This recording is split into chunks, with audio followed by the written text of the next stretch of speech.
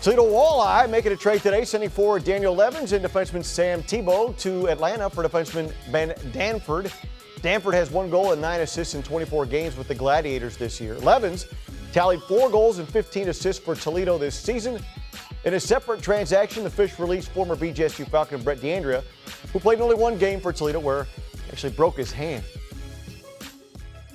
And with that, we welcome him back, the voice of hockey in Toledo, Matt Melzak. It has been a while. It's been a while. I feel like I say that every now and then. Every now and again. I mean, we had a little hiatus last week. Just a little bit busy last Monday, Tuesday. What is it about Mondays? Wednesday. I mean, things are happening on Mondays. I mean, the big moves today, the player personnel moves.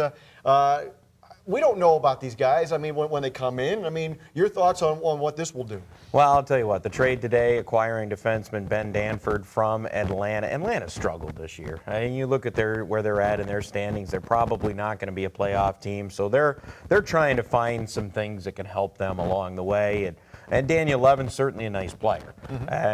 But when you look at Toledo's forward depth right now, there's just so many spaces there to try to fill. And while Daniel Levens played very well in those times when Toledo was a little bit shorthanded, right now he doesn't have a spot to play. So you have to give up something, obviously, to get something. Sure. You're getting a quality defenseman, a guy that can be a plus player.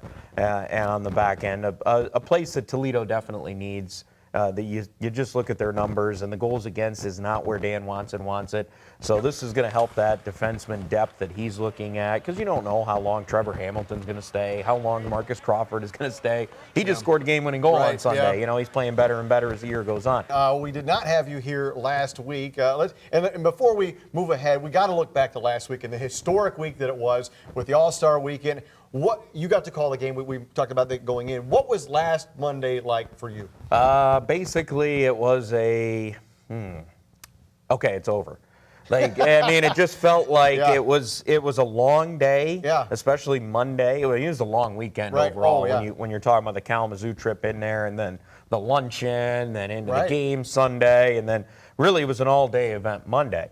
And then, you're going through meetings and going through what the show is going to look like, how the broadcast is going to come together, and then the game itself, which, was a blur as well. Yeah. So, I mean, it really was. But I knew that going in. I knew what it's like after doing a couple already, knowing what that day was going to be like. And, I was prepared for it. And I thought I handled the game very well. Was very proud of my broadcast and, proud of our team and proud of the city of Toledo, the way they came out, having a sellout crowd on a Monday night.